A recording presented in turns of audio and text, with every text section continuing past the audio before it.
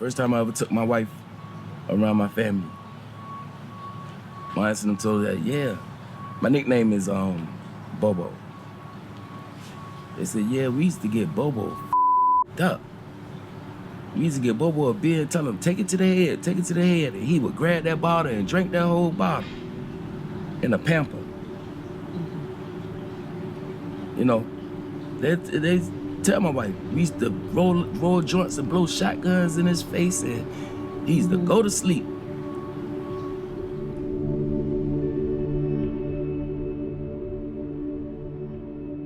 It was times that I didn't know that I was struggling because it was like the norm from, you know, my environment. So I can honestly say that I realized that I've been struggling with an addiction probably a year or two before I got married to my wife. So for about the past 7 years. I come from a family a loving family, you know, a very great family, but I was pretty much raised by children. So I was introduced to drugs and alcohol as a child. Drinking and smoking marijuana was like normal. So as a child, I was drinking and smoking marijuana. Like at the age where I was drinking a bottle, you know, my grandmother and my grandfather raised me, but they worked. So my aunts and my uncle raised me while my grandmother and grandfather was at work. So if they went to a party, I went to the party with them. You know, if they went outside with their boyfriend and smoked weed in the car, I was in the car with them and was consuming that at a very early age, like still in the stroller age. I didn't know any other way. And you know, it was I never got in trouble. And I can remember all the way back to like elementary school that we had a full bar in my house. And after school, I get off the school bus and I used to go in the house and drink. You know, elementary school. And I never got in trouble for throwing up on the living room couch or passed out, you know, from being drunk.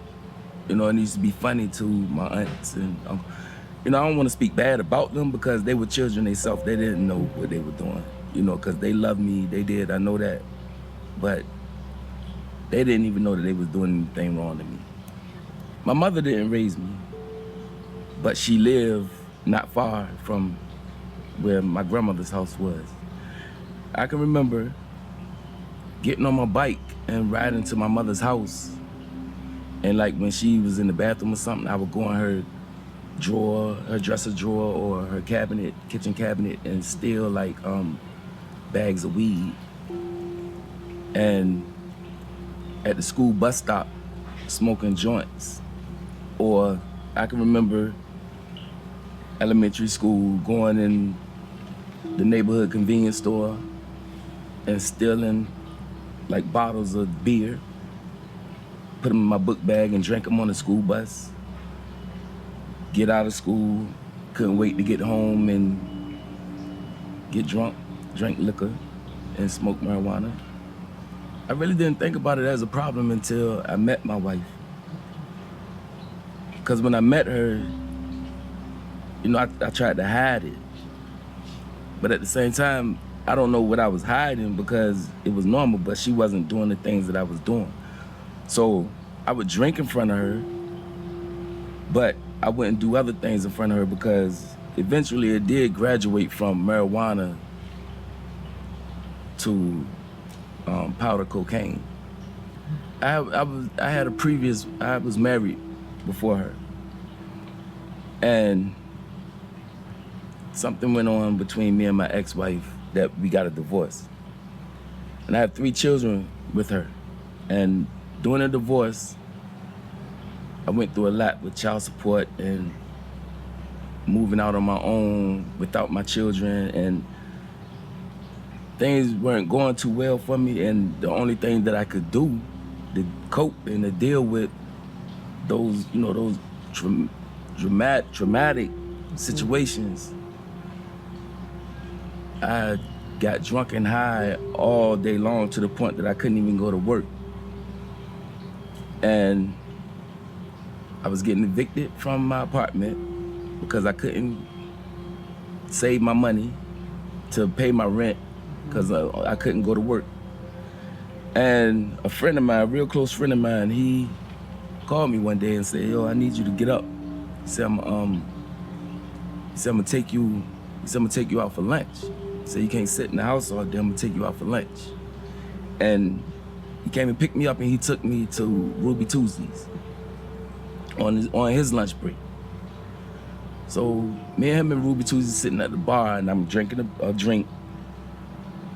Didn't even want to eat. Only thing I wanted to do was drink. And I'm sitting there, my hand in my head and stuff, like my head in my hand.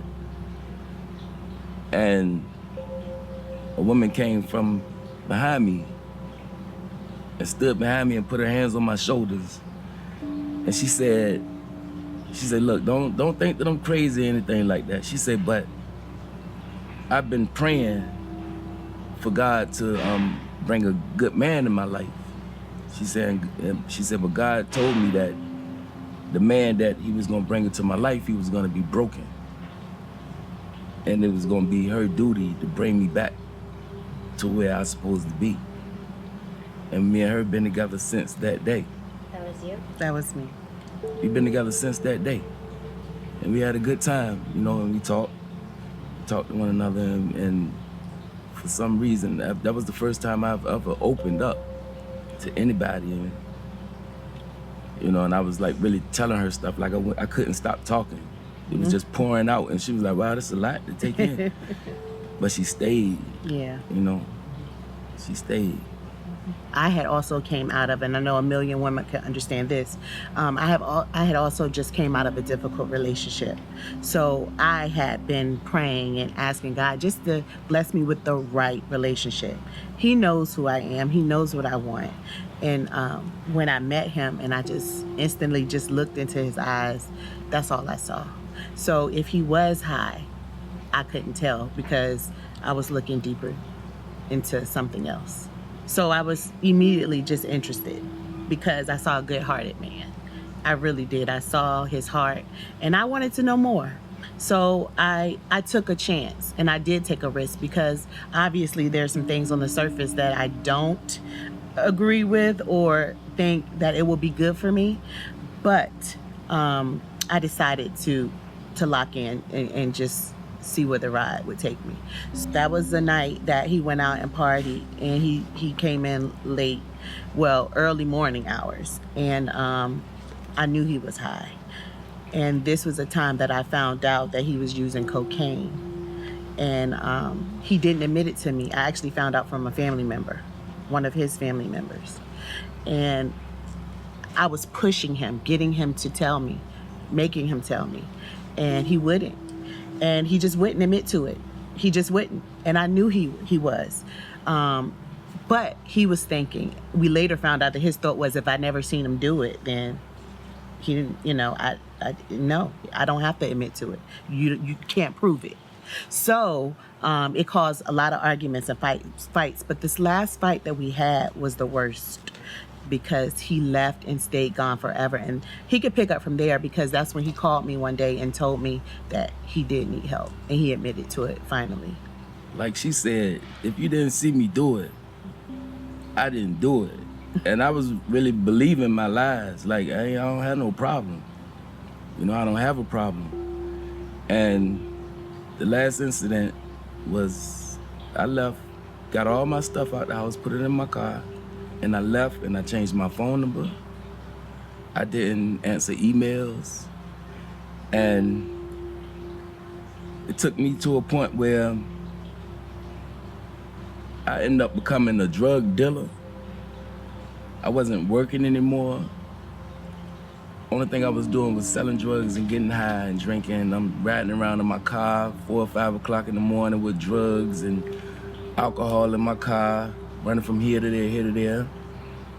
And this one particular day, I've been getting high every day for like a month or two straight, non-stop, not eating, losing weight. And I got stuck in traffic one day.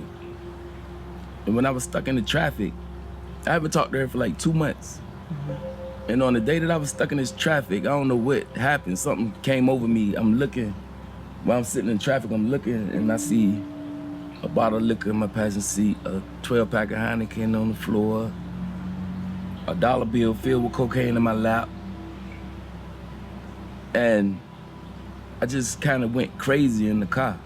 Like people in their cars around me was looking at me like, what's going on? And I was punching the windshield and trying to snatch the steering wheel off. And the only thing I did, I picked up my phone and I called her. She answered the phone, she said, hello? And I said, baby.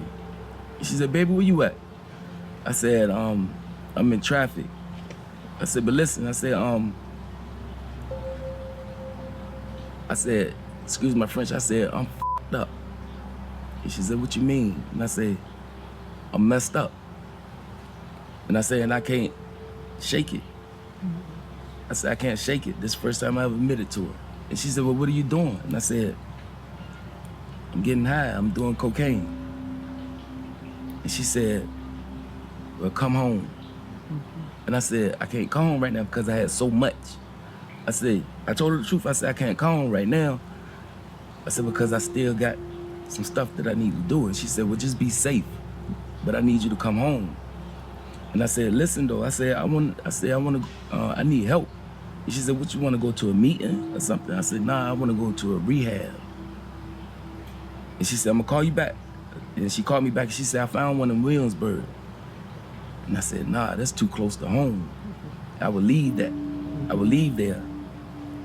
She said, okay, I'm gonna call you back. And my phone rang and it was a man. And he said, Anthony. I said, yes, sir. He said, are you ready? I said, ready for what? He said, for sobriety. And I said, yeah. He said, well, I got a flight that's leaving out this evening. Will you be on that plane? I said, I said, nah, not this evening. I said, not this evening, I got things to do. And he said, you ain't ready. He said, you not ready. Call me when you ready. And I said, wait. I said, I am ready. I said, I am ready. He said, well, look, I got a flight leaving out at 7 o'clock in the morning. Will you be on that plane? I said, yes, sir. Got off the phone with him and I ran around and did what I had to do. I was so tired of it that I even went to my grandmother's house. And I walked in my grandmother's house and it was my grandmother, my aunt, and my aunt's fiance. They was in the kitchen, and I walked in the kitchen and I said, Ma, because my grandmother raised me, I said, Ma, I just came to tell you bye. She was like, where you going? I said, I'm going to Miami. And she said, for what?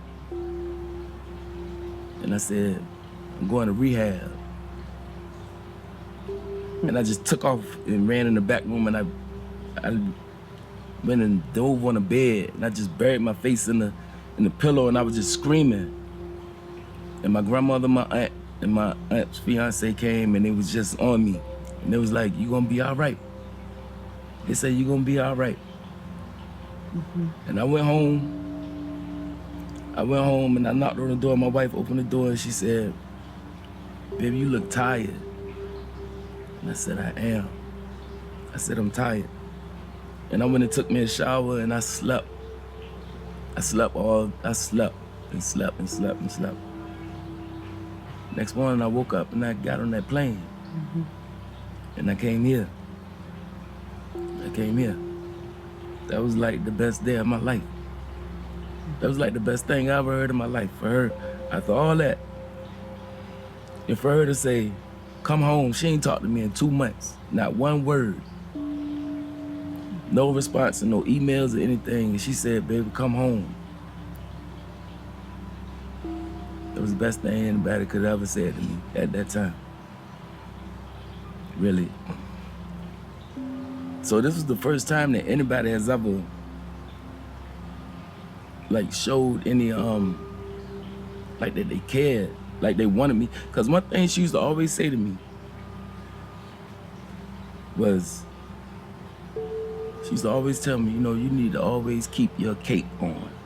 And I ain't even know what that means, but she said, you know, you're a great man. You need to keep your cape on. You're not gonna fail. And I would try. You know, I would cut off my friends and stuff for a little while, but then I would always ease back to them. And I used to have arguments with her. Like, I've been knowing these guys all my life, and it's not them either. I'm my own man. I was my own man making my own decisions. But it's true what they say about you got to choose your people, places, and things. You know, me and my friends, we were tearing each other down. But today, I'm like a spokesman for everybody that I come in contact with, for all my friends, all of them. And after this experience with Harbor Village, it gave me the courage to don't even be ashamed of what I've been through. And I tell anybody what I've been through, and I'll let them know, you know, we don't gotta always be like this. Even in this place, I came day one. I came here and I was determined to get better. You know, we could be in our little group sessions and stuff like that, and if you sleep, I call you out, like, yo, wake up. If you don't wanna be here, leave and let somebody who need this come take your place. You know, I didn't play when I came here. This is the best, deciding to do this was the best investment that me and my wife has ever made. You know, you see things on TV and I'm thinking like padded cells with these mean people that's gonna be, you know, just treating us bad. But I was ready for whatever because I was tired. I was tired, you know. We have children, and I wasn't even seeing my kids like that because I didn't want them to see me like that. So I was ready for whatever. When I got here, I was just ready for whatever they was going, you know, I was going to take it, and it was going to be like food for me. You know, I was determined to get stronger and to get off of that, you know, because it made me realize that that wasn't normal. I wasn't supposed to be living my life like that. The one thing that helped me the most was that I think it was like twice or three times a week they had people from the outside come in that were recovering addicts. And they was giving it to you like real, like you're gonna always be in recovery for the rest of your life. But they were coming in here, I'm a year clean. And it's hard, but I'm working. And you gotta, you know, surround yourself with good people. That's what really helped me. The people who went through the same thing that I went through and they're succeeding. That's what really made me know that I can do it and I have to do it. But then you had people like Andrea, Marissa, all of them pretty much, that would sit and talk with you. I done shed tears with people in here, I didn't have anything. I didn't have anything. I put everything on the line because I wanted to be done with it. I wanted to be a great father. I wanted to be an excellent husband. And I got everything that I needed from these people here. Everything. They even gave my first day, they gave me like an hour massage session. Deep tissue massage. I was like, wow. And we had great food. I met some real great people here. And I still keep in contact with Miss Andrea and them to this day, since the day that I left. You know, and they gave me all the proper tools that I needed to survive. And to know and understand that only one wrong move can take me right back there, just like that. To wake up every day, first thing comes out of my mouth or comes to my mind is today I choose to be alcohol and drug free. That one thought right there will carry you a long way. If that's the first thing that you think when you wake up every day, today I choose to be alcohol and drug free. And that helps. They taught me that, and it's real simple. But you have to speak it into existence. I lived that life for 46 years. I'm about to be 48 years old. And I've been think getting you- high and drunk since, my family say, my aunts and them, like anytime I bought a friend, guy friend, girlfriend, first time I ever took my wife around my family, my aunts and them told her that, yeah, my nickname is Bobo. They said, yeah, we used to get Bobo f***ed up. We used to get Bobo a beer and tell him, take it to the head, take it to the head. And he would grab that bottle and drink that whole bottle in a pamper. You know, they tell my wife, we used to roll joints and blow shotguns in his face, and he used to go to sleep. How long have you been sober? July make 2 years. I was afraid that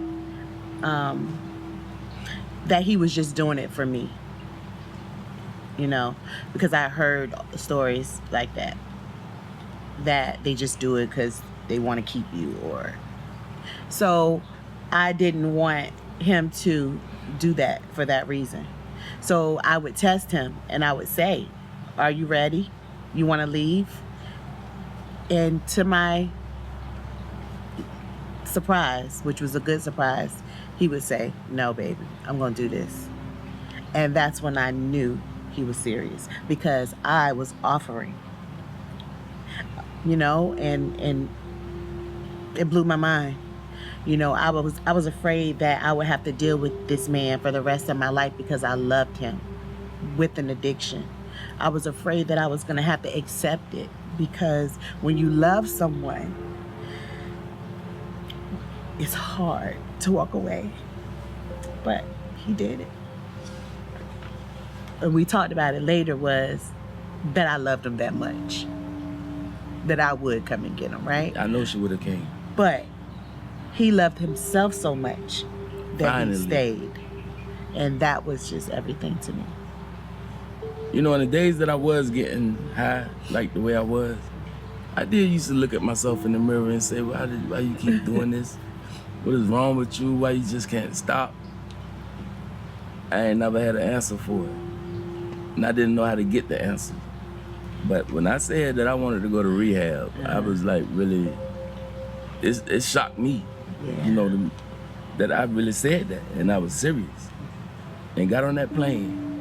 And when I got here, I told them, I said, I always wanted to come to Miami, but it was always for the wrong reasons.